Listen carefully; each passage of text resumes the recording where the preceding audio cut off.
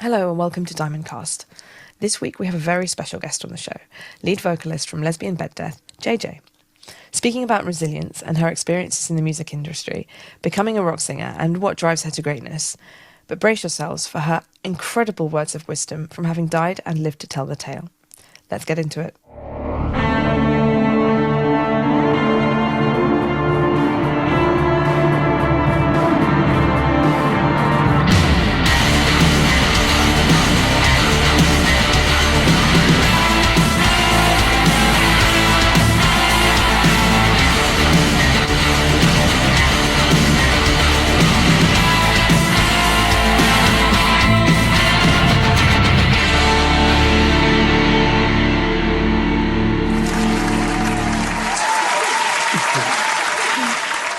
Hello, everyone. Welcome to a very special Diamondcast. We have a special guest with us today. Welcome, JJ from Lesbian Bed Death. Yes! Yes! Thanks for joining us today, JJ. You are very much welcome. I'm JJ from Lesbian Bed Death. I am the lead singer. And a very good one too, a fine front person. Because obviously we got to watch you guys numerous times on the tour. We were on a tour with you, and I really got impressed with how well you command stage. And we had a really good chat on one of the last shows about finding as a front person that balance between kind of having a plan but also being spontaneous. And you said something really good to me about how it's better to sort of make mistakes but have fun than to sort of stick to a script but it be so rigid that it's almost like you're not really there and you're not really kind of actually interacting with the moment. Yeah. 100%. I think, trying to remember things verbatim, but you said it perfectly yourself. I think you reach a certain point when you've been in a band and as a front person where, if you care more about just having a good time and you're okay with things going wrong, but, you're just there generally to have fun, then the crowd's going to have fun. You're going to have fun, so the crowd's going to have fun. I think it's good to have these little things like written down, like, oh, this is how I'm going to introduce this song. That's what I'm going to say here. That's fine. But I did get to a point, the first tour that I ever did, where everything was so rigid that it was like I couldn't have fun. Whereas now I'm a lot more, I don't care if something goes wrong. If the stage sets on fire, the stage sets on fire, but we'll make it part of the show. And I've been told that since being a little bit more free, that my stage presence has come along, and I think it's just because I'm having a good time. Well, I think if you set the stage on fire, that would well fit in with a lot of the other things that happen on your stage. That's so maybe you should actually plan for that. Oh, hell yeah. I suppose we should contextualize this a bit for people tuning in, is that we were on tour, both Diamond Black and Lesbian Bed Death, your band JJ, with the Birthday Massacre around the UK last month. And you guys did the entire tour, which I think was like, 10 shows, something like that? 13, unlucky 13. 13. Perfect. And we joined on about 6 of those sporadically through, so we got to meet you, and it was really interesting because we would see you guys on like a Thursday and then we go away for a couple of days and come back again, and like so much had happened since we'd been away. You guys had then played like 3-4 more shows, loads of new hilarity had occurred, had you done a tour that long before, like 13 shows? Oh my gosh. I think I'm trying to remember what the longest tour we ever did was. And I think it was something like 16 maybe dates in a row, but they were spread out. Like we'd had like a couple of days and stuff in between as well. So we got rest days, don't get me wrong. But yeah, 16 dates was the total longest one that I ever did. And I'm pretty sure that was the first one that I did as well. So that was like all at once. Trial by fire then, I guess. Thrown in at the deep end. What do you feel that you learned from that quite intense experience as your kind of first tour that you took onwards with you? Oh wow, I learned a lot from the very first tour that I did with Lesbian Bed Death, and while it was my first tour ever, at that point I actually was not a rock singer. I joined this band that in previous to that, it was just like me and my acoustic guitar, and some friends from college. So I'd never done more than 2 gigs in a row, and I was 19, and just, you know, it really was there for a good time. But at the same time, I was like, oh, this needs to be put in place, and everything felt really, really rigid, and I was just scared of everything. And at the same time, I had no self-control, so I was like smoking and drinking every night. You know, I'm 19, it's my first tour, I've never really been away from home before, so I am living like a true rock star basically, and enjoying myself. And I think 6 or 7 days in a row, it was a headlining tour, so 1.5 hour sets every single night, I actually lost my voice.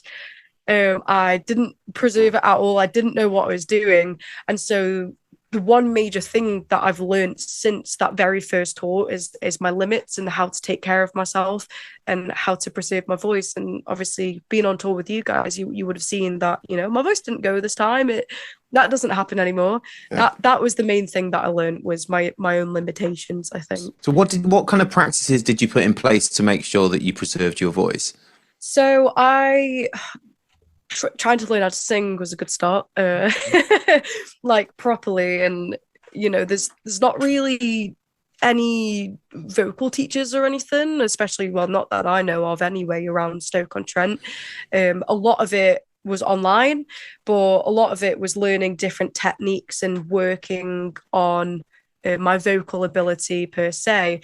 We were speaking a little bit about this as well, Ben, and I said to you, I was like, if you think about your vocal cords and your voice as any other muscle that you would exercise in the gym, obviously the more you practice, the more you exercise for long periods of time, the more durable it becomes. And obviously you just build that muscle, and I think your voice is the same thing. So that first tour to 3 years later to now, you know, I've been exercising this muscle every single day for 3 years. It's a hell of a lot stronger than it used to be, definitely. So do you practice when you're not on the road as well? Oh, yeah. Yeah, practice, you know, like any good musician does. For me, practice is singing all of the time. You know, I'm pretty sure my neighbors hate me. You know, singing when I'm cooking, singing when I'm in the shower, even if it's just 20 minutes a day that you can do some form of exercise or sing a couple of songs, that will make all of the difference. You know, it's like doing a 30-second plank, but for your voice for 15 minutes. That's cool. So actually getting some vocal tuition. Yeah. Getting some vocal tuition. And what else do you think helped you get through the tour? You guys, yeah, you were all amazing. I think the thing that fuels me the most, you know, as cliche as it's going to sound, but it's the people that I meet along the way. It's the new friends that I make. And, you know, if I'm ever having an off day, of course, my health isn't always the greatest. So if I'm having an off day, I rely very heavily on the people around me, both like in my band and outside of my band, to kind of like help. And, you know, you have all been a part of that this tour, genuinely speaking.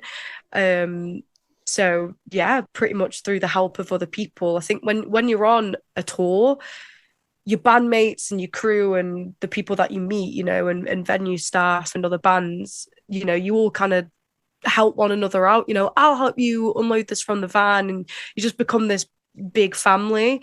And I really, really lean on that. I think ultimately that is what gets any band through a tour, to be honest, especially me. Nice. It did feel like that as well. It was really nice. Everyone had a really nice sort of family kind of attitude straight from the get-go as well, as soon as I met you all. So yeah, it's really nice. Yeah, very good. So can you tell us a bit about how you got to Lesbian Bed Death? And you said you mentioned a little bit about not being a rock singer and having to become a rock singer.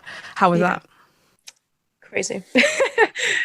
So time frame wise, it was... let's go back to May 2022. I was in a like an indie band that I'd started in college called Mishaps. And it literally was like me and my acoustic guitar. I'm mainly a songwriter, like that's my main thing, especially lyrics. So I just found like a bunch of really, really nice people in college, and they'd put some soft instruments to it. So I was like an indie folksy kind of singer. That's the style that I was as a vocalist. And back then in May of 2022, my old band Mishaps actually did a charity gig with Lesbian Bed Death in our hometown of Stoke-on-Trent at a place called Jolly's Cabaret Venue. And that's when I first met them. Now, weirdly enough, since Lesbian Bed Death had put out their Witching Hour album, I sort of started to become a fan of them, and I started listening to that album specifically. So I already knew the band, so I was excited to do a gig with them. I met them. I became good friends with Dan Peach, in particular, the founding member of Lesbian Bed Death. So fast forward quite a few months later, it's February of 2023 now. I got a message on Instagram. It was the 11th of February, 2023. I'll remember this date forever. And he dropped me a message and said, I'm in a predicament. I've booked a headlining tour for Lesbian Bed Death in September of later that year. But our singer's just dropped out. And I'm in a pickle. And I just need someone who can hit the ground running, who has done gigs before, who's interested and can fully dedicate themselves for just like a couple of months' time, basically. And I think originally I was only going to do that tour with Lesbian Bed and be like a placeholder until they found someone better and who could do a better job, essentially. Who could be better? Who? And, here I was this whole time.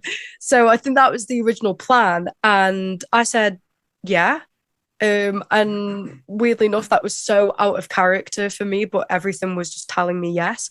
I actually met up with Dan and the band manager Ev that night at a pub called the Wheat Sheaf, which is like literally just down the road from me in one of the towns near where I live. So I literally got dressed, ran from my house to this pub, little 19-year-old me that had basically never left the house other than for work. And I met up with them. They interviewed me. The first question they asked me was, do you like service stations? I said, absolutely. So, great, match made in heaven. And that same weekend, I was in a studio with Dan and our producer, Steve Lethal. We recorded the Mummy's Tomb from the Midnight Lost album and Satanic Suicide Sex Cult. And after recording Satanic Suicide Sex Cult, Dan said, forget placeholder, do you want to be in this band? So like it was that song that got me here, weirdly enough. Awesome.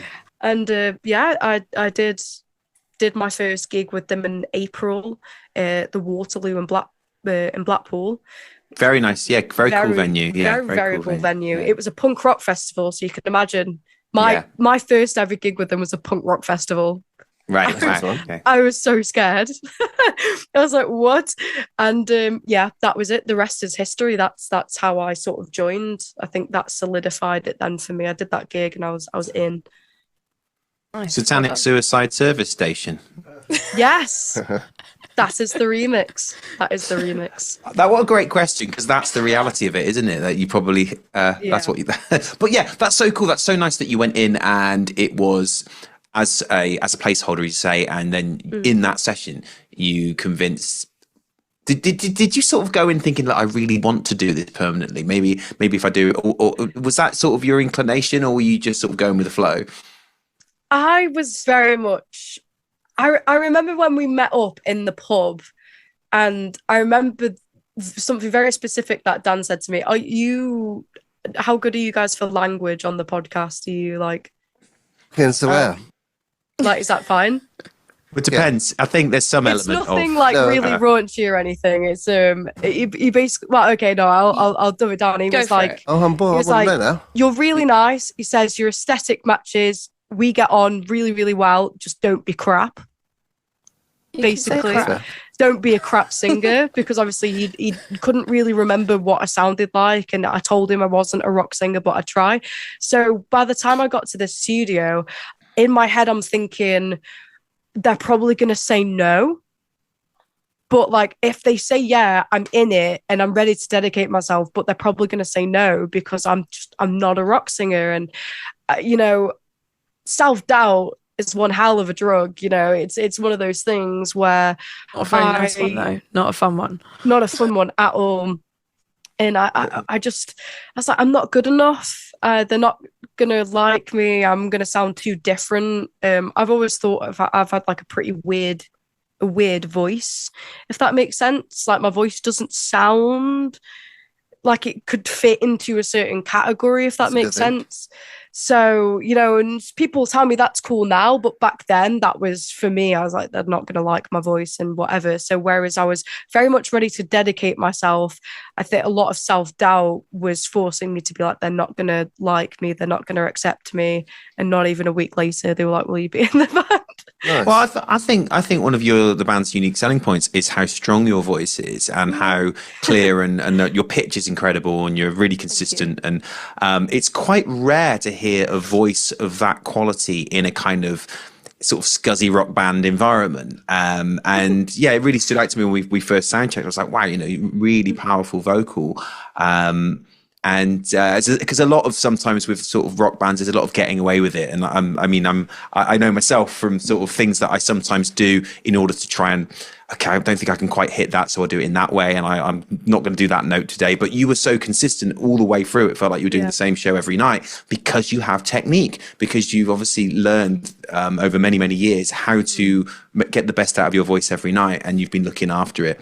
And I think, I think that was a real standout of the band, is you've got this kind of very kind of dark and wayward aesthetic of all like the kind of demonic elements to it, and yet at the front we've got someone who's like a really almost like classically trained good singer, which I think is quite different and makes the band quite unique. And I can't imagine it now with someone who just sort of sings in a sort of average rock voice. It needs to be that clarity that you bring. Yay! Yay, indeed. Yeah. Tell us also about the theatrical element of the show, right? Because Ben touched on it earlier. So did you go immediately into the first time you started playing with Lesbian Bed Death? Did you go into doing the theatrical show as well? Because you get big knives out and cut heads off things, and yeah, it's all we do now. Like drama now. Was it always like that? You've got props on stage and kind of for anyone who hasn't seen the show, it's sort of like an Alice Cooper style kind of horror show. Would that be fair to say? That is very fair to say. We have been described a couple of times as being like a female fronted Alice Cooper, which is like, why, thank you, but that's a great question in terms of all the theatrical stuff. Is what the show that you all saw night after night, like, was something that we've always wanted. When I first joined the band, it wasn't that. The ideas were always there. Every single time we had like a band meeting, we'd say, oh, we should do this, we should do that, and all these ideas kept popping up over and over again, but we would just never bring them to light. And I think one thing that has brought them to light is how well received our music videos have been, especially the past few that we've put out. We have a special effects lady called Jackie. I call her Auntie Jackie because she basically adopted me the first time she met me. And she's a very, very nice lady, but she does like all our special effects and stuff for our music videos. And we love working with her. And as soon as she came on board and we started actually telling her what our ideas were, just in conversations while we were doing these music videos, she's like, well, I can make that. Why don't you do that on stage? I can make this using this and that. And then one day, like, she just kind of like starts making stuff, and we start using things on stage. Now, the first one was, I had this gigantic like headpiece, and it was made out, it's like a skull, and then had all these like styrofoam like horns, I suppose, off of them, and they were like all bedazzled and everything. And I had this headpiece for this one very specific song called Evil Never Dies during one of the tours, and as soon as that was received well after the music videos. We were like, we need to do more of this. So this year we amped it up. We started cutting things heads off on stages. We had tombstones, and I have since come up with an idea for next year's tour already that she's currently already working on, and it's going to be brutal. I'm not gonna lie. More brutal than, because the decapitation was pretty cool, because it's got all like these like red sparkly ribbons coming out of the head when you take it off, and then it looks really awesome from where I was standing. Anyway, I was like, "Whoa, that's gross." Every time I was doing it, I was like, I remember the very first night, Glasgow. Obviously, we hadn't tried and tested it before. I hadn't seen the Medusa before the Glasgow show, so because it was already packed in the van and stuff, so I was like, oh, what? So we bought it out and we put it up, and I'm thinking, what if it gets stuck, or what if something goes wrong with it? And then the second I just instantly like ripped its head off, and I didn't even thought that much. I was like, maybe I should cut harder some of the other nights. But yeah, it was really, really cool. And I think that one in particular, that Medusa head during I Use My Powers for Evil, is awesome, and I think we will absolutely keep that. And now I just want to do more theatrical stuff as well, because if I have an opportunity to be extra, especially on stage, I'm going to take it. So, well, it's cool because people hear with their eyes, don't they? So people will go away remembering that as a really vivid sort of snapshot. And because you can back it up with actually being good as well, I think it means that you can have that element of theatricality and kind of almost like gimmicky, exciting visual stuff, because you can sing really well too. So it's not like, don't listen to the voice, just look at the Medusa thing. You guys are so nice. Cool. So what is your favourite Lesbian Bed Death song to perform? To perform? Is it different to your favourite Lesbian Bed Death song? It has changed pretty much every single tour that I've done. It used to be Chains. That was always my favourite one. Just because I used to do this bit when we did a headlining tour a few years ago.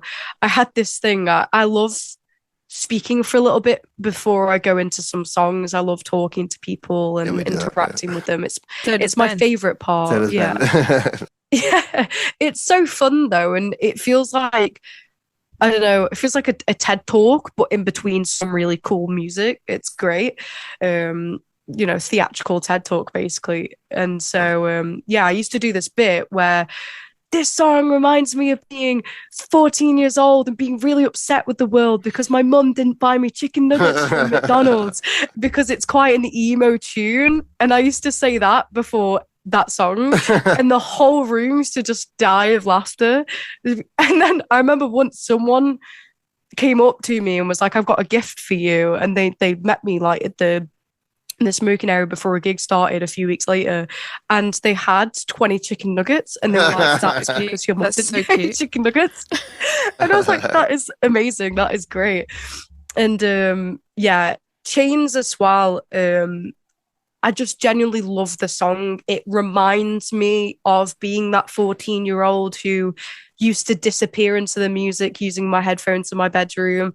It's just got that nostalgic emo vibe for me, and I think that's always why I've loved it. Now after this tour, my favorite one to do live is probably I Use My Powers for Evil. That's one where we cut the Medusa head off, and me and Ali Vicious, our lead guitarist, have been doing that duck thing with our feet, where we've just been like a half Irish dance kind of thing.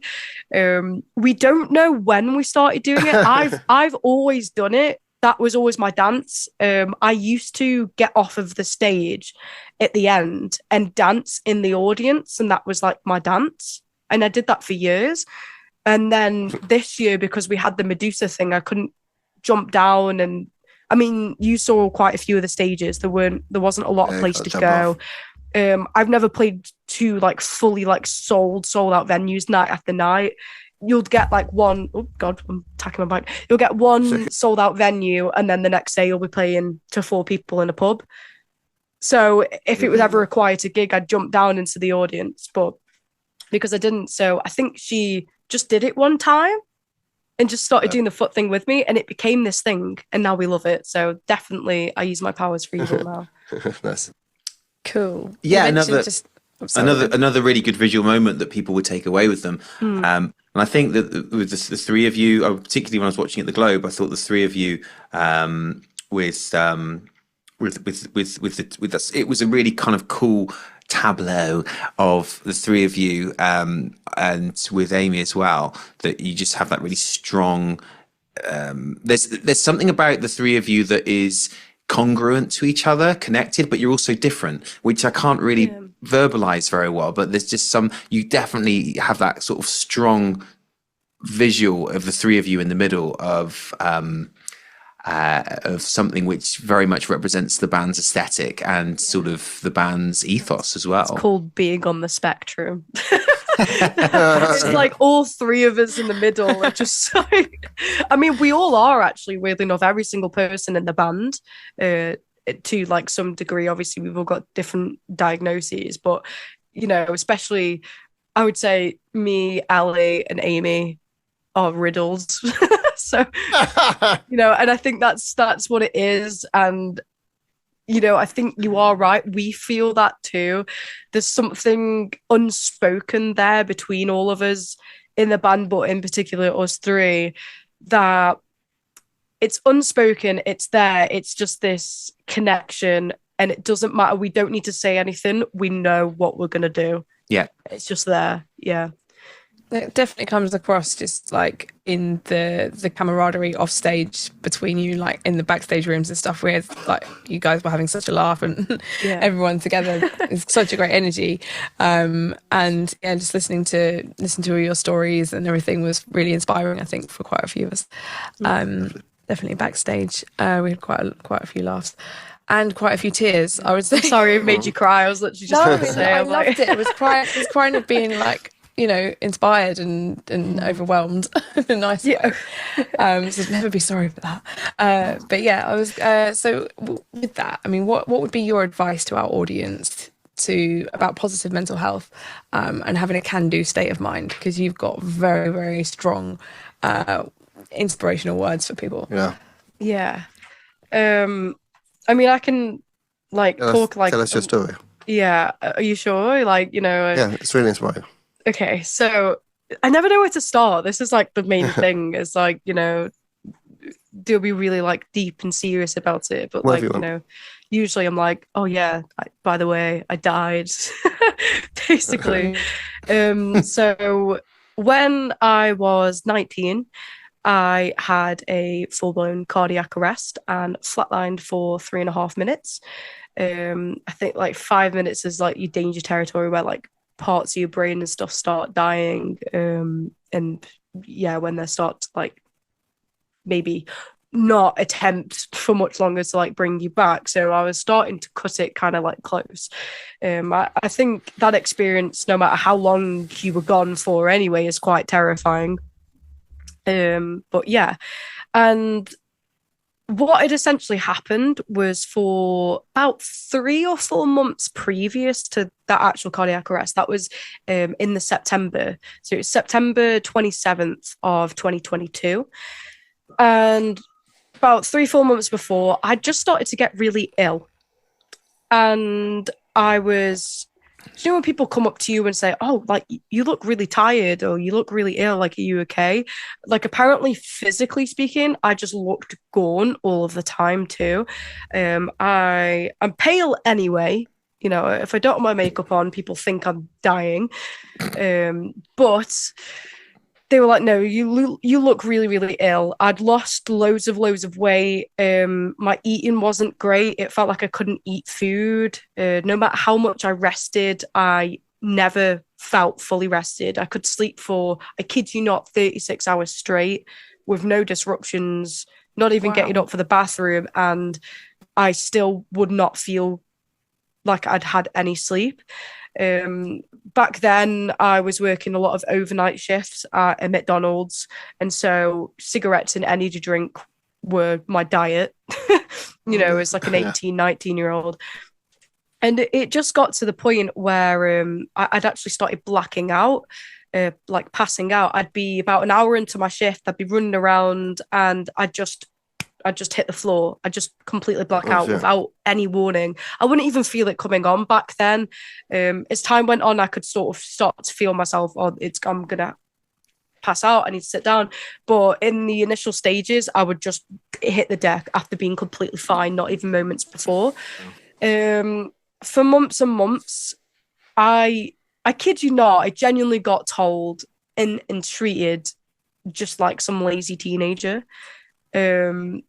Oh, you're always in bed. Oh, you're so lazy, and you're not helping yourself. Get some fresh air; it'll make you feel better. And you know what parents and teachers and colleagues and whatever they say, oh, you don't help yourself. You're just lazy. I feel like a lot of teenagers that are struggling through both physical and mental ailments constantly get told something. They just get called lazy, and I relate. That's exactly what happened to me. To the point where I think I'd actually started to gaslight myself into thinking that I was the problem, that I was just being dramatic, that maybe I was a lazy teenager. Nothing's wrong with me. I'm just lazy. I just need to get a grip and carry on. And then by that point, I'd missed so much work that bills were piling up. I couldn't afford to pay like rent, and I was just really, really struggling then financially. So then I had financial burden on top of mental health issues, and then also physical ailments, physically feeling like something is not right within myself. I just felt off. I wasn't in pain. I couldn't exactly explain what was wrong with me. Do you know when you just feel like something isn't right? My body just didn't feel normal at all. One day I collapsed at work. Apparently I was out cold for about 10 minutes. They had to phone an ambulance. Apparently I stopped breathing at one point. Ambulance came, they did some checks in the van and said, you need to go to hospital now. Something is not right with you. And by this point, again, the gaslighting of myself and self-doubt and self-hatred and everything, I was just like, no, I'll be all right. I'll be okay. I'll call my GP in the morning. I'll be fine. I'll be okay. So I did that. I actually went home. I left the ambulance and I went home. My co-worker got me a flapjack from the petrol station and took me home. I went to sleep, and then the next morning at like 8 a.m. when doctors open up, I called and said, listen, I don't know what's wrong with me, but I need to be seen. And they said, is it an emergency? Well, no, that's why I'm here. You're a doctor's office. I just need you to see me. You're my GP. If it's not an emergency, we can't see you. And I'm like, well, what if it is an emergency? I'll go to A&E. What? Okay. This was post-COVID. It's still this massive backlog from COVID at this point. So a lot of doctors and stuff and the NHS just... I know the NHS, we should all respect it, but I think general GP and practitioners were just not doing great, especially in small towns like mine in Stoke. Especially my medical centre was shocking, was terrible. They mishandled that so badly. I called for 3 weeks straight every single day. As soon as I finished work at 7 a.m., I'd get myself home. I'd wait for 20 minutes. At 8 a.m., I would call the doctor's office and they would not let me in. They would not see me for 3 weeks straight. Were you working nights at this point as well? Yeah, I used to work all the late shifts. It was either like closing shifts or overnight shifts were my favourite. Sunday through Thursday, I was always on an overnight. So, yeah, and then Fridays and Saturdays, I would gig. So, life of a rock star at McDonald's. But yeah, I'd had to stop gigging at that point. I tried to go to work, but I would have to spend a lot of my shifts sitting down, or they'd have to move me out of the kitchen, so I was away from vats and grills and stuff. And it was just making my life generally hard to live. And as someone who struggled a lot with mental health issues, this was just another thing that was like weighing on me at the time, that I just thought I'm useless. I can't even work now. Like, what is this? I've lost all use, essentially. I reached my breaking point, essentially, after, very, very darkly, I think I had a conversation with myself one day before going to work, and I said, if I can't just get through one shift at a McDonald's in the state that I'm in, then what is the point in living at all? Because I just felt useless, and I was tired of, I was just sick of being sick, and not knowing what was wrong, and feeling like everything was my fault. And so the doctors hadn't seen you still. They were doctors still had not seen me. They would not let me in. They'd actually told me to stop calling at one point. They said, we can't help you if it's not an emergency. If it is an emergency, go to A&E, which makes no sense to me. That's terrible. It was awful. So I just felt brushed off by them as well. So that was another reason. 3 weeks later, I literally got ready to go to work, and then didn't feel very well. I think I'd gotten dressed and was struggling to dress myself at that point. My body just felt awful. So I actually said, you know what? Maybe this is an emergency. I'm going to take myself down to a walk-in centre. Don't know if most places have walk-in centres. Small town like this got a It's like the in-between. It goes like A&E, walk-in centre, GP. So it's sort of the in-between one, isn't it? It is like the in-between. It's like, if you think you've sprained an ankle or you need an x-ray so you can be sent to A&E, come to a walk-in centre kind of thing. You're right, it's in the middle. I remember I took myself, I went to this walk-in centre, and I said to the front desk lady, I said, look, this is not the right place for me to be, but I need to be seen. My GP won't see me and something is seriously wrong. Please see me. And she was a bit like, okay, taken aback, because I was just so panicked. I was I was desperate. I was genuinely desperate to be seen. I was crying. I think I cried at the front desk. I was like, please, I just need to be seen. And she said, yeah, no worries. It's like a Monday afternoon. It's like Monday at 3 p.m. So it's not busy at all in this walk-in centre. Sit down, 10 minutes later, they take me in and they do an EKG in the back. And the first one they did, weirdly enough, was normal. And she was like, this makes no sense. Everything you've described to me, it's either let's do another one just to be sure. And it was the second one, her doing a second one, weirdly enough, that came up with something. She noticed that I had an arrhythmia. So obviously my heart would just stop, pause, then just continue on. And it would just do that every so often. She's like, oh, that wasn't on the first one. How interesting. So she brought another nurse in. They did, I think, 3 more EKGs. My mum had arrived at this point. She'd left work, seen on Life 360, this app that we have for location, seen that I was at the hospital and immediately rushed down to me. And they said, you need to go to Royal Stoke now, which is A&E and the main hospital. It was like, you need to go yesterday. And I was like, oh crap, okay. We went there, they hooked me up to a bunch of heart monitors. They thought my mum was the patient because everyone in this cardiac unit was anywhere between 60 to 90 years old. And I was there, and especially back then with my baggy clothes, no makeup, whatever, they were like, oh, what's this 12-year-old doing here? What do you mean? She's the patient. So yeah, they tried to take my mum, and my mum was like, no, it's my daughter. They were like, oh, right, okay. They hooked me up. And it was that Monday night, I kid you not, in my sleep, I went into full-blown cardiac arrest. Right. Wow. And hospital. It's really weird for me to think that if that had just happened, at home, for how usual it was for me to sleep for 30 plus hours at home with no one thinking otherwise, I probably just would have been dead. So no one. It was just because you went that Monday. Yeah. You didn't go Tuesday. If you'd gone Tuesday, you probably wouldn't have gone Tuesday. Yeah. You wouldn't have done anything Tuesday. So because you chose to go that Monday, that's incredible. Yeah. It was just something. The feeling that it's been quite a few years now, so I'm trying to recall, but all I remember is just that day is with my body not feeling normal as it was anyway, there was something genuinely deep inside of me telling me that you need to go and get seen now. Like no someone matter needs what. to look at you now. There was it's the strangest feeling. It was just something was pushing me. Something was telling me you need to be seen by a medical professional. Like some sort now. of primal alarm going Yeah. off, It like that literally felt like an protecting your alarm. mortality.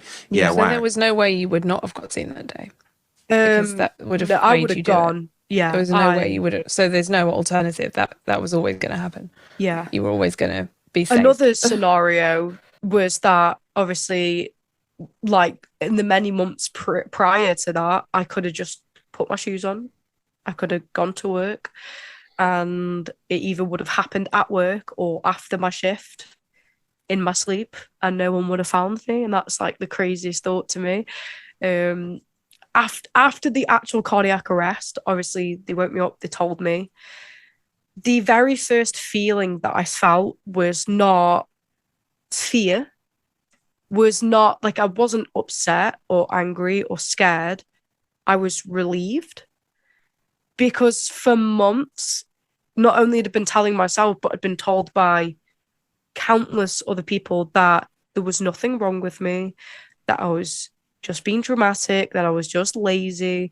It's the voices in here and outside were all like, no, there's nothing wrong with you. So the first feeling when they told me that I died, like, and something was wrong, was relief, because it just it took this burden off of me. I no longer felt like a crazy, lazy teenager.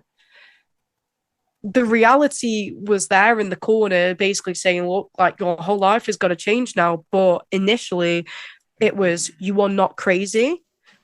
You were right this entire time.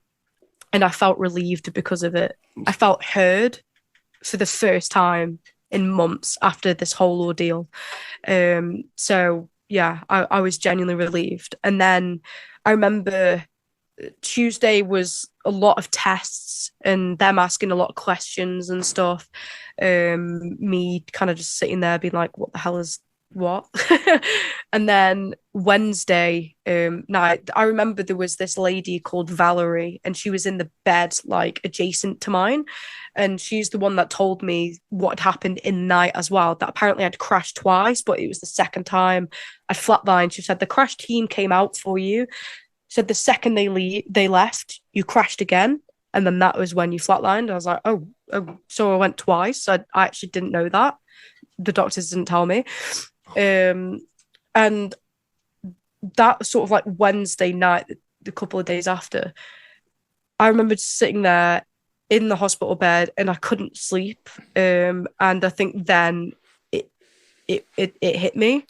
It was in the middle of the night, and I just got out of bed and I sat on a chair in front of the window in the middle of this ward, and I just broke down into tears. And then that is when it did hit me that my whole life was going to have to change now. Like, yes, I was right. I'm not crazy. Something is wrong. And it was like, yes, something is wrong. I'm not crazy. Oh, something's wrong. And now we got to do something about it. And it was this Jekyll and Hyde thing between the 2 days of being really relieved and oh no. So yeah, and then I spent like about a week and a half. I kid you not, I was back at work the next week. Wow. McDonald's. I went at McDonald's. I went Employee of the year. I did not get Employee of the Year. Should have done. You didn't. I did not. What did the Employee of the Year do? I don't know. Drop chicken in a vat. I don't sold some fries, cooked some Big Macs. Yeah, no, it was. I cannot fault my store, the store that I worked at the time, because they did a lot to accommodate me, to get me back to, because they knew at this point that I hadn't really worked for months because of my health. And now that we knew what it was, we could put things into place that would make work possible for me. We had loads of different meetings with my business manager and other managers at the time, because I was just like a crew member at this point. I ultimately ended up swapping positions and then got promoted twice to a position that actually made me not do a lot of work. So it was great. Nice. I became something called a customer experience leader, which was dealing with like data driven results to implement process procedures that makes things better for customers and staff alike, cleanliness and occasionally serving customers. So they helped me a lot. I cannot fault what McDonald's did for me, to be fair. Because they did look after me. It was like a big family at that store. I know a lot of corporations will be like, we're a big family here, but I've made some of my lifelong friends there, so I can't complain. Wow. But what followed after that week in the hospital, I remember at the end of the week, they gave me this massive book. I still have it somewhere. It's just this folder. It's like 24 pages long, and it's a book of do's and don'ts of what I can do now that I know what's wrong with me. And I kid you not, 23 pages of that book are things that I cannot do. And one of the pages were things that I was still allowed to do. They told me that I wasn't allowed to gig anymore. I couldn't be near speakers, especially with like a pacemaker and stuff. They told me I wasn't allowed to bathe by myself anymore. That I wasn't allowed to do exercise, especially like weightlifting and stuff. And I was like, oh, it's all right. I'm no weightlifter, so I'll be okay. But they just told me that, in 19, to essentially be told that you can't do everything all your friends are doing and going out and drinking and just enjoying yourself and living. I got told I wasn't supposed to go on roller coasters and just all the fun things that I genuinely enjoy doing. I just got completely stripped away from me. And I did go through this general phase where I was like, you know what, I'm not going to listen to you. And I did actually end up making my health worse again because of it, because I wasn't listening. I noticed that, though, after people stopped inviting me out for drinks and nights out, because it's so nice, because they were concerned, but I was just like, great, now no one wants to be friends with the defective one. And I just was in this pool of loneliness because it just felt like no one understood what I was going through and no one was trying. Everyone was just kind of like, oh, I'm so sorry. And I was like, why are you sorry for? I don't want you to be sorry. Let's just have a nice night, let's play some Monopoly or whatever kids do these days. I went through this weird phase of my mental health did get considerably worse for a few months after. And then at the same time, it felt like a massive weight had been lifted off of my shoulders, because this is where it gets really, really deep. But as someone who's never been bothered about dying, who on several occasions, deliberately attempted to leave this mortal plane, especially when I was a teenager, I'd finally got the one thing, weirdly enough, that they'd always wanted. But I came back and I survived that. And the one time that it was successful, it wasn't through deliberate attack, if that makes sense. So I woke up with this mental clarity, and I genuinely, when I woke up, I felt like a different person. Wow. It felt like I felt a lot calmer, and I felt untouchable at the same time. That's really cool. Yeah, It's so weird because I don't talk about this a lot as well. It's really weird to put into words, and I don't know how to put it into proper words. I don't know how to articulate it properly. I genuinely...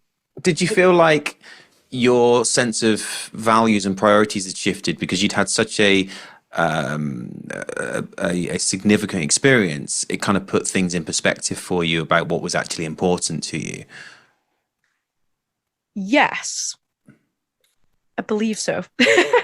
I think what had happened was, up until that point, I was very much I'm going to do what everyone else wants me to do. I'm going to say what other people want me to say. I'm going to, it felt like up until that point, all I was doing, genuinely speaking, was just surviving and just getting by. And so when that happened, the only thing that I had a passion for the first time in what felt like a very, very long time, I just wanted to live. I didn't care how I was going to do it, what I was going to do. I just wanted to go out and enjoy life because it felt like I hadn't up until that point. It had felt like I just pushed, my own needs and stuff, like just completely aside for the sake of other people for so long. And so when I got faced with this reality, and again, the main reality for me and the condition that I have and with my health is that my lifespan is significantly shorter to what it should be. So I've been given, this is roughly, and fingers crossed in years time, years to come, medical advances may change this, but for now, as it currently stands, my estimated lifespan is about 40 to 45 years old. I'm currently 22, and everyone will randomly tell me that means you've got like 20 more years. That's like all the time in the world. No, it isn't. 20 years will go by just like that. That means that no matter how much I want to ignore it, there's a constant timer going off in the back of my brain. And as well, because my health will continue to deteriorate, it's a deteriorative condition, which means my heart is constantly deteriorating at a quicker rate. So I'm 22, but my heart age is like 53. And that will only get worse. I think it's like aging. It's something silly, like it's like 17% compared to like I think what the usual I think it's like 1% per year. Apparently, 1 to 2% per year is what normal organs will age. Mine's aging at 17%. Wow. So by the time I'm like 23, my heart's going to be like 56 and so on and so forth. So I do have a constant time and my health is going to get worse to the point which means that right now I've basically said, screw you to the doctors, and I've gone ahead and I've gigged and I've done what I love anyway.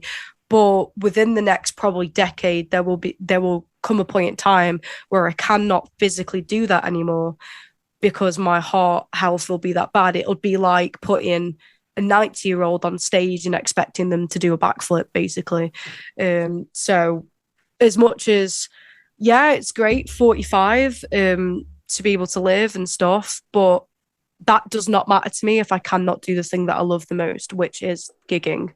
So the way that I see it is I have the next 5 to 10 years to do as much as humanly possible with my music career, and go out and meet people and meet great bands like you guys and play with you and do gigs and get as far as possible within the next few years, because I just don't know what my health is going to be like after that. And so maybe it's out of fear. I don't think it is. I think what it's better for people to do if you're faced with any form of situation, whether it's a physical ailment or a mental ailment or even nothing at all, you have to stare your problems dead in the eye and flip them off and say, you want to know what? Take life by the balls, because there's nothing to do. The only thing you have left to do is to live.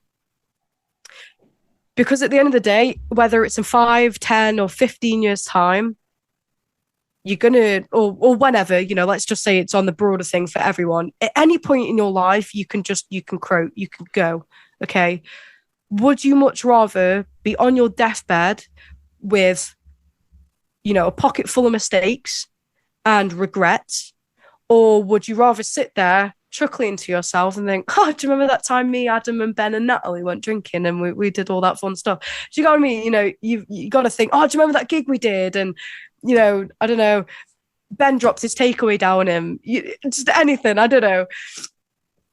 Would you much rather have good memories and as many memories as possible at the end of that, or do you want to sit down and cry about it?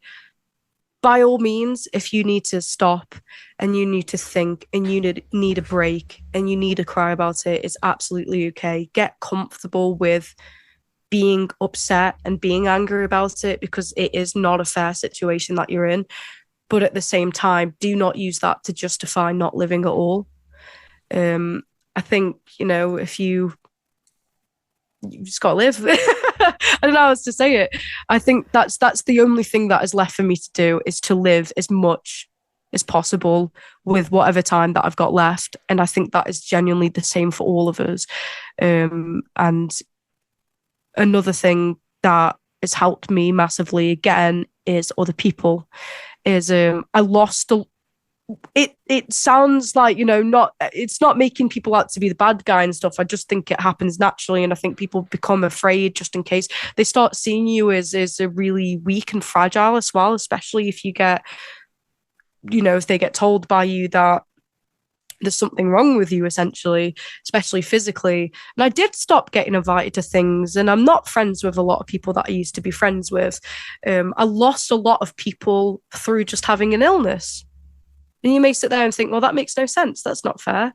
It isn't fair. However, I met some pretty cool people because of it at the same time. So, you win some and you lose some. Yeah. Well, it looks like you're very much living. You're in a really cool band. You've just done an awesome tour, and you've done a fantastic performance. So you're finding that balance between going out and doing things while still being kind to yourself, looking after yourself, making sure you can do the shows. Yeah. You were telling me about that you have certain safeguards in place with the band, so you know that you can perform in a safe way. It means that you are absolutely doing that. You're going out, you're being active, you're being proactive, and you're doing stuff while still showing that that sort of self-kindness as well. Yeah. So I think that's a perfect balance you found. You have to work around it, having you are right. It's so funny. I feel like if you were just watching the show and you didn't know me and you didn't know my story, you would just not think anything of it. But anytime I will go up to Dan in particular and lean on it, because he's sturdiest member, and I'll just go up to him and I'll lean on him, and we'll make it into this cool thing, a moment between us on stage. But it's just a moment for me to just actually sometimes it's for me to adjust my monitor, or for me to just take a quick breath, me just leaning on the monitor sometimes. But especially this moment during Chains as well, that we've worked into the set, that I can get down on the ground and I can catch a couple of breaths and I can speak to the audience. And it's always been this really lovely, intimate moment with the audience, and it's me thanking everyone for just being there. People are great and keeping the live music scene alive, and it always warms my heart. So I take a moment to thank the audience, and we have a little joke depending on the gig and what's going on, and then I stand back up again for the big final chorus. But that moment, that just literally 2 bars within the song, is enough for me to calm myself down a little bit, make sure my heart gets a little bit of a breather. And yeah, the band, if they can help it, don't let me lift anything that's too heavy, because I'm not supposed to. And you work things into the actual set, and we didn't even do that intentionally. It actually just sort of happened, that we now just stick by. I also found out genuinely just a few weeks ago on tour, when we were at Bristol actually, that our band manager apparently checks every single venue to see where the nearest defib is, just in case. Yes. Wow. And I thought that was so sweet. Without telling you? I did not know that she did that. That's really, really cute. I was like, oh. She almost made me cry. I was like, what? What do you mean? She's like, yeah, I check every single venue. Every single time we go anywhere, even if we're just hanging out, but mainly, especially when we're doing gigs and stuff, I will make sure I know where the nearest defib is, just in case something goes wrong. How cute is that? That's so sweet.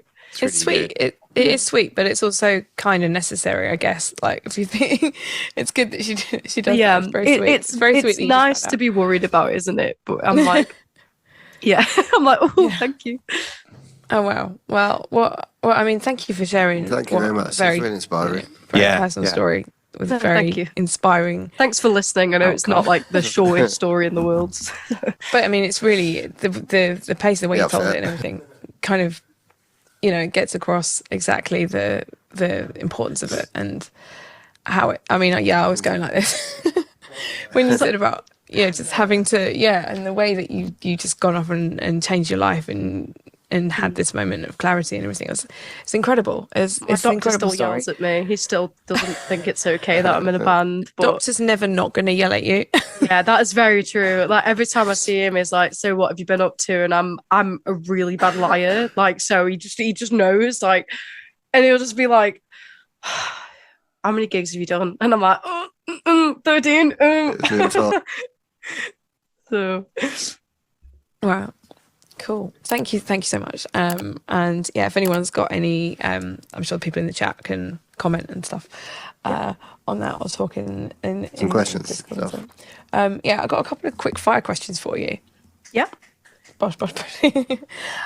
So I was going to say, so what is who or what are your biggest influences? You guys. Yeah. Oh, come on. Just stop. Pay you to say that. I know. She wasn't supposed to say anything. Oh my god. Like musical influences and stuff. Yeah, or? on your musical style, anything really, because anything influences you to be who you are now. So there's going to be an answer you probably won't expect, actually, especially. That's why I'm asking. That's what we want. We're considering. So, growing up, there were two main artists that I listened to that have vocally been the biggest influences for me, and that is Amy Winehouse and Adele. Oh, cool. They're absolute icons, both of them. And I had this like karaoke machine that my grandparents bought me, but I didn't have a TV. Again, you know, I grew up on a farm, and you know, you don't get TVs usually on farms. So I had this like little wireless karaoke machine, and I literally had an Amy Winehouse CD and an Adele CD. So I had the tracks, but no lyrics. So I would just make up my own stuff on top of their thingies. And then I remember for the first time when I heard their like the actual songs, the way they're supposed to be sung, was nothing like my own versions, by the way. I just really got into this. To me, it's about hearing a voice and instantly being captivated by just how unique and soulful it is. That soul element, that big, full, warm vocal sound for me is, you know, I suppose what, like, you know, some people have like claimed that I've got like a little bit of a soul in there. I think it comes from them, because that's what I grew up listening to. And then when I was a teenager and I started getting into a lot of like rock and metal music, I really love the Misfits and Black Sabbath. Cool. Nice. So it just became this like weird combination between all like my like rock icons and, you know, my R&B and jazz and soul icons, and it's just this weird mesh together that is now me and Lesbian Bed Death. Awesome. Cool. And if you could collaborate with anyone in the industry, who would it be? Diamond Black. I knew that was coming. I like that answer. That wasn't a trick question. Am I that predictable? No, it wasn't a setup. I mean, genuinely speaking, we've already spoken about this in Lesbian Bed Death as well, and we're like, should we like sort something with Diamond Black, because those guys are great. And then we're like, so hell yeah, definitely something again with you all. There is a band that I absolutely adore called Crawlers. They are another LGBTQ plus band, and I have idolized them for many, many years. I found them on Instagram when they had, I kid you not, about 2,000 followers, and I've been following them since, and they now have a lot more than 2,000 followers. One of their songs called Come Over Again blew up on TikTok a few years ago, and I've seen them many, many times, and I think their audience and our audience would go very much hand in hand. A lot of that, I have actually noticed, a lot of the people that are following their page are also following us. We get tagged in a lot of posts saying you should play with Crawlers, and I'm like, they don't know who we are, but we absolutely should. So that would be a dream. Cool. Because I think our community is very, very supportive and very safe, and so is theirs. And I just genuinely think they would just be a match made in heaven, to be honest. So a gig with them would be awesome. They look wicked as well. Sorry, I just googled them. I've never actually heard them. I'm going to listen to them after this. I but highly really, recommend really checking them out. They are amazing. Cool. Crawlers, everyone, if you haven't heard Check them. them out. Crawls. Nice. Okay, so where can people follow you, JJ? Where can they find you? And what would you like to promote? Oh gosh, everything. So my handle on everything that I have ever done is I ain't no iced tea.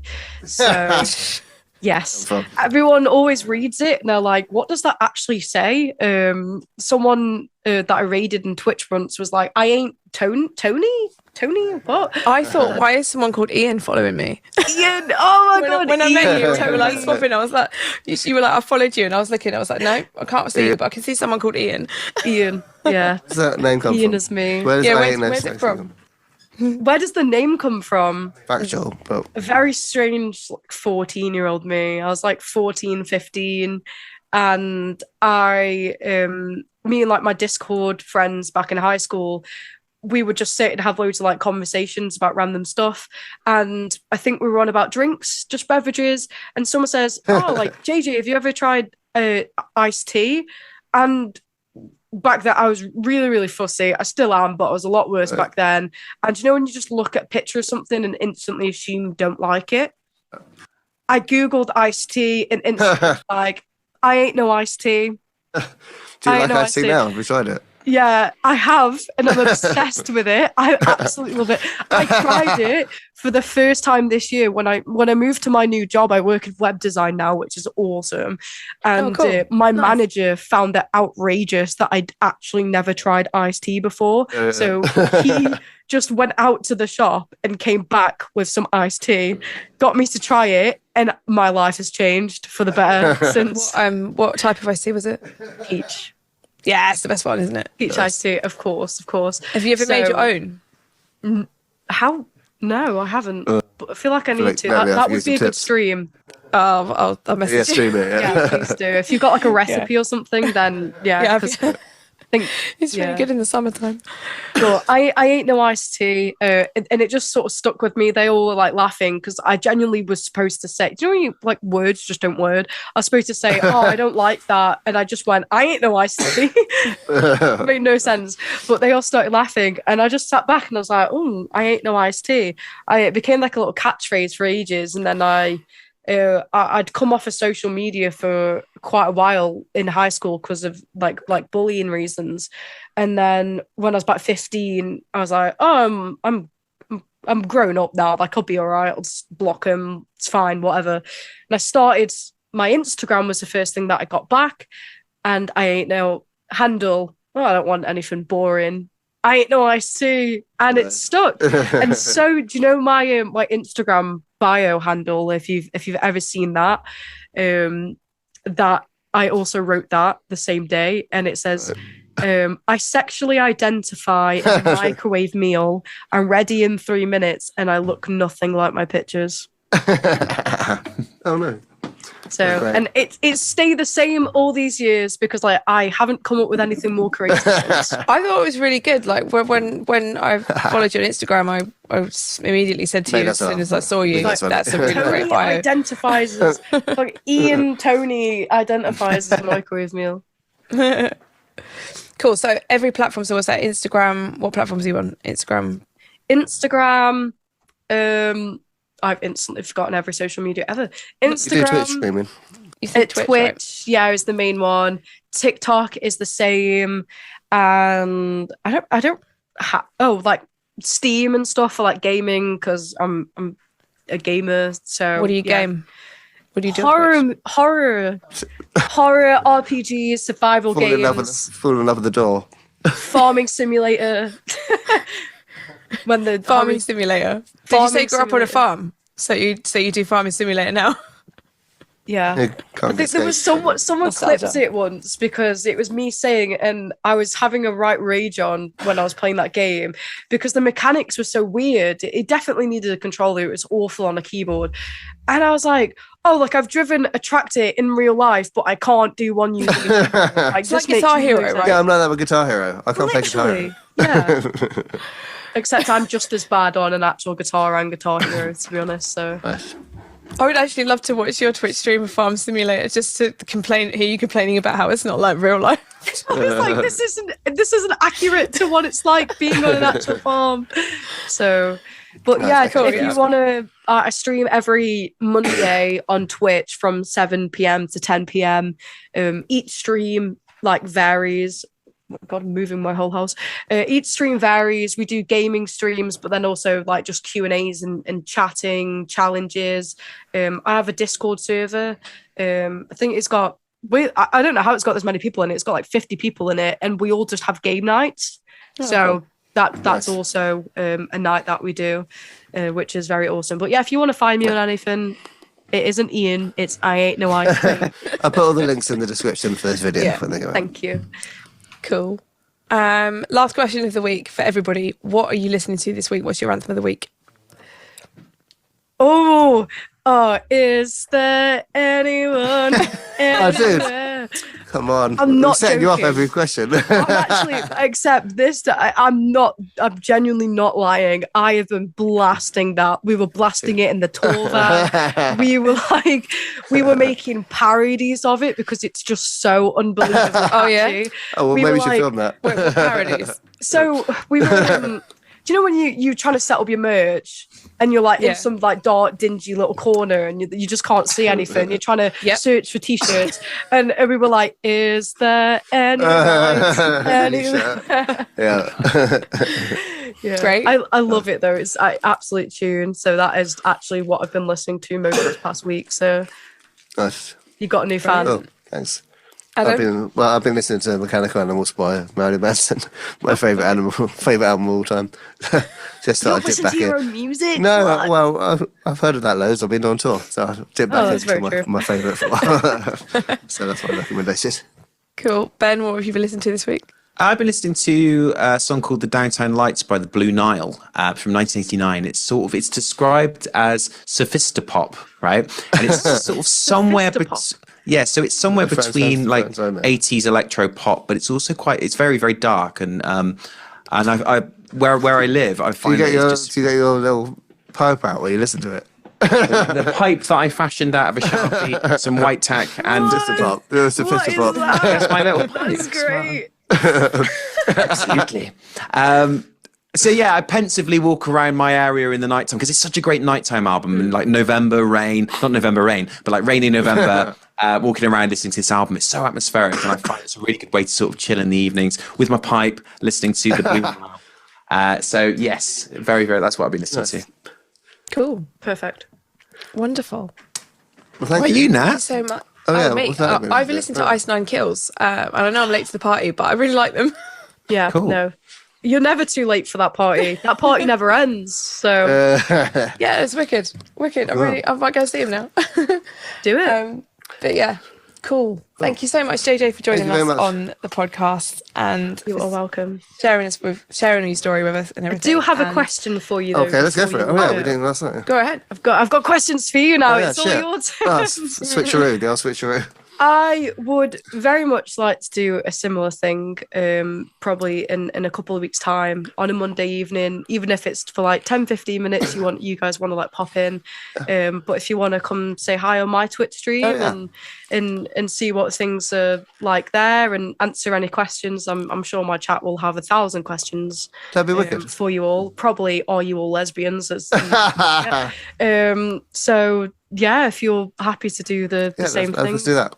Yeah. That'd be fun. I'm Sounds going to wicked. stalk your Twitch stream anyway because I want to do- see these we'll- farm games. So do it. and the horror games.